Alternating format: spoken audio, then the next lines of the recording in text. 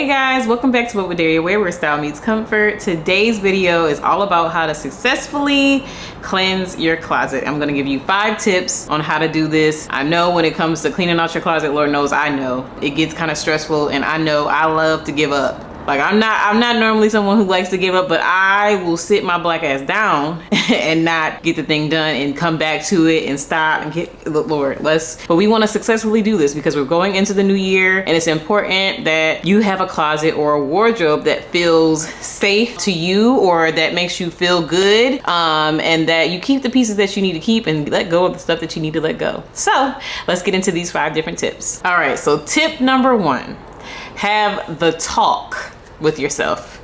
It's important to really sit down and think about each piece as you're going through your wardrobe. When is the last time you wore it?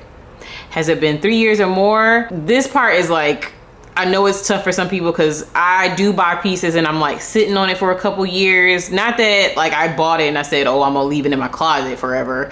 It's more about like, I bought it with the idea of being able to wear it with certain things, but I haven't technically worn it yet. Like it's not even for a special occasion. It literally is just it's really about my mood. Sometimes that's when I get dressed, it's about my mood. It's about like how I'm inspired, what the look actually is gonna give, you know, like there's different factors for me. But I know that even with doing my last closet cleanse that I did when my mom came in November, we were going through stuff, and I've never been so flexible letting things go. But it was like, you know, stuff where, oh, I can wear it for this. I'm like, you know what, I haven't worn it in 3 years. Like, why am I holding on to it? And then also my weight fluctuates or has been fluctuating, and I've actually gained weight. And so I'm like, I can't buy anything to replace these things. It's more about like, how is it fitting on my stomach? You know, maybe I'll probably lose a little weight in my stomach or something like that, you know, because maybe I just ate a piece of bread and now I'm like bloated, or maybe I'm on my period and I'm bloated and it's just fitting a little tight right now, but I can still wear it. But it's important to think about how long you've sat on pieces, because really more than 3 years is an insane amount of time to hold on something, unless it's like one of those pieces that you spend a little money on and you planned on having it for a long time. But if it's something with tags on it, the trends obviously change. So you want to think about that. If it's been more than 3 years, sis, are you gonna wear it? Can you give it to a family member or friend that will wear it immediately?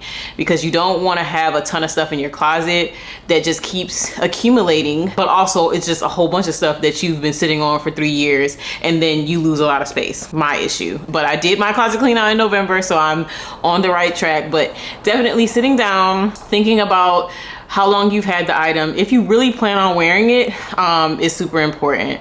So once you've decided like, man, I've had this for 4 years, I don't even have any plans of wearing it now, then go ahead and create 2 piles of clothes, stuff that you want to donate and or give away, and then stuff that you may want to sell via Instagram or Poshmark, or, you know, the stores like Second Street Boutique, Buffalo Exchange, Plato's Closet. I don't fool with.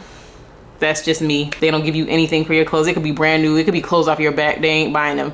That's just my personal opinion. So yeah, definitely have the talk with yourself. If it's been more than 3 years and you have no plans of wearing it, create your piles. But then if there are pieces that you feel like, no, I'm actually gonna, you know, wear it, keep it. You have to push yourself to wear those items within the next year, 6 months to a year, honestly. So yeah, that's tip number 1. All right, so tip number 2, stay away from the notion that you'll fit into it when you lose weight. That's why my closet was so crazy. But I knew, even with going through my closet in November, that, you know, like it's not beneficial to me to keep things until I lose weight, because Lord knows the way that my weight has fluctuated. If I wait, like the goal obviously is to do it in a healthy way. You know, you're working out, your diet and all that stuff, but like things happen in life where you may hit this point in life where you're not doing as well, or you're not working out anymore because, you know, things change in your work life, all the things. Now imagine that 2-3 years is some jeans that you said, well, I'll fit into them. Now me and you both know we be tripping, especially when it comes to that. And so my thing is, if it's something that will take a drastic weight loss in order for you to fit in them, don't hold on to it. Like, I'm not saying, you know, having to rebuy things, but it's like, it's better for you to create space for new items that actually fit, that you can actually wear right now, as opposed to holding on to items that will take, you know, sometimes weight loss can be it's literally a long journey. Honestly, it's not an overnight thing, unless you get on the table, which that's fine too. Do what works for you, sis. But it's like, it's no need in not having that space for items that you actually wear on a daily basis or wear quite often. So stay away from that notion, unless you're buying clothes for the reward of your weight loss. Maybe there's a dress and you want to fit into a size 12, like, but you're not doing that for a ton of pieces. You know what I mean? Like, I get the, you know, I want to reward myself for this by fitting into this. Totally fine. But we don't want to have a ton of pieces where it's like, I'm gonna fit into those next year, or I'm gonna fit into, like, let's not do it to ourselves. You know what I'm saying? Like, let's not do that. So that is tip number 2. Tip number 3, I did mention this in tip number 1, make your piles. So as you're going through your closet and trying to successfully cleanse it, you want to make piles for donations, and then you want to make piles for selling. And really, you could do 3 piles. You could do donations, which you may want to take to a homeless shelter. I know when my mom was here, she didn't want me to take it to Goodwill because, you know, we know that they resell it and they say that they create jobs for people, which, have we fact checked that? I don't know. But, you know, usually that is more of a convenience thing for me when I do go take things to Goodwill, because it's easy, it's quick, you know, and it'll get it out of my car. But for the most part, a lot of the things that I have are newer, things that I may have not worn yet, and so I'll make a really huge pile of things that I'll give away to family and friends, because I would rather someone I know to have the items, because they're in great condition. And anything, even when I donate things, they're in really good condition, because I'm not raggedy and I don't be tearing up my clothes. But yeah, making 2 to 3 piles, a donation pile, a selling pile, and a giveaway pile to your family and friends, and then just throwing things in those piles as you go. Donation pile, I would say maybe things that are a little tattered but are still in a good condition for like a Goodwill to sell, or to give away to people who are less fortunate. Like I was saying, when my mom was here in November, she said, we're not going to Goodwill. She literally made me an appointment, or made us an appointment to go down to the women's shelter in downtown LA. They're only open throughout the week, not on the weekends, which that's the part for me. Usually when I'm cleaning out my closet, it's a weekend.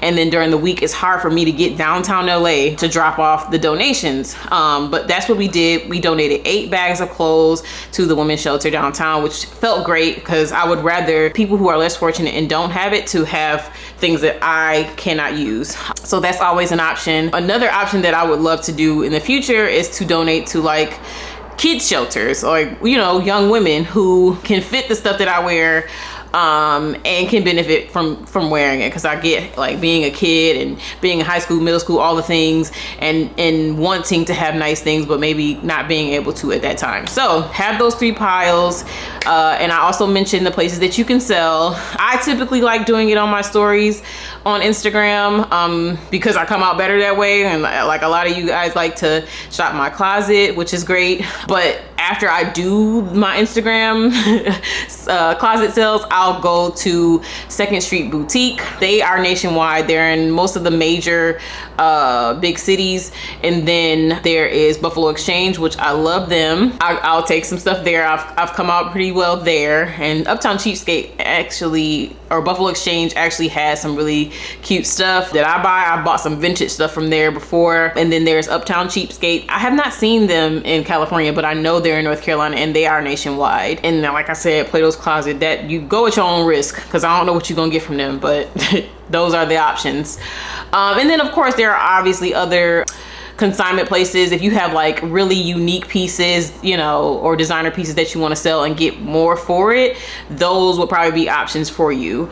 So yes, make your 2 to 3 piles, donation, selling, and then giving away to friends and family, and then going with those options to give those items away. All right, so tip number 4 is that we are going to go through our closet, and at least for the pieces that are sticking out to us, ones that we're like, oh, I love this piece, but I don't even know how much. No, we need to be able to style or pair it with 3 other items and or style it 3 different ways. All right. So as you're going through your closet, we're trying to successfully cleanse our closet. We don't want to have a ton of pieces that are like these grand pieces, but we have no ways of styling it and we have no idea how we would style it. We need it to click in 2025 and beyond. We don't want to be sitting on a ton of things. So thinking about a couple different ways that you could style it or piecing it with other items in order to make new looks. That is key. At least, I would say at least style it 3 different ways or style with 3 different pieces. All right, so that's tip number 4. So the last and final tip that I have for you to successfully cleanse your closet, now that we've gone through all our pieces, we have some stuff that we're thinking about keeping, and then there may have been some maybes. Now for those maybes, this is what I want you to do. I want you to challenge yourself to wear those items that you're like, oh my God, I forgot about this. It has a tag on it. Whoa, I forgot I even had this. I want you to challenge yourself to wear those items within the next 6 months to a year, but I'm going to give you 6 months. Now, if you do not wear these pieces in 6 months to a year, I'll give you that because I know it, gets a little challenging, but I want you to really challenge yourself. If you are not able to wear these pieces in the next 6 months to a year, give it away at the end of the year. When it's time to do this again, when we're about to clean our closet again, I want you to just either sell it, give it away, or donate it. That's our 3 options, because it's important to not continue to buy items that you're just sitting on for years and years. And like, I know for me, it's more about me being able to see what I have, and I'm not able to because my closet is not, I've outgrown my closet. It's small. I can't see every single piece that I have, which God willing, I'll be in a 2-bedroom very, very soon where I can see all my things. But if you're like me and lack space, it's important for me to sit out the things that I know I want to wear, like newer items, see them on the clothing rack. So that's important too. So maybe keep those items outside of the closet on a clothing rack if you have that in your space. And that way you'll see them on a daily basis. And it's like you can challenge yourself to wear them sooner than later. Okay. So we're going to challenge ourselves after we've gone through and successfully cleansed our closet for the maybe items and the things that you're like, I can't really let that go. I just bought it. It still has a tag on it. I totally forgot about it. Pull those items out, pull them to the front, bring them on to the front. Okay. And we're going to challenge ourselves to wear them within the next 6 to 12 months. Okay. I think this will help you a lot. It's going to help you and me. Okay. To keep our closets in some type of order, but also keep us from being excessive when it comes to shopping and buying new things. So yes, I hope that these 5 tips help you. Please let me know down in the comments if this was helpful. And if you want more content like this here on my channel, make sure you hit that bell so you don't miss another one. And I'll see you guys next time.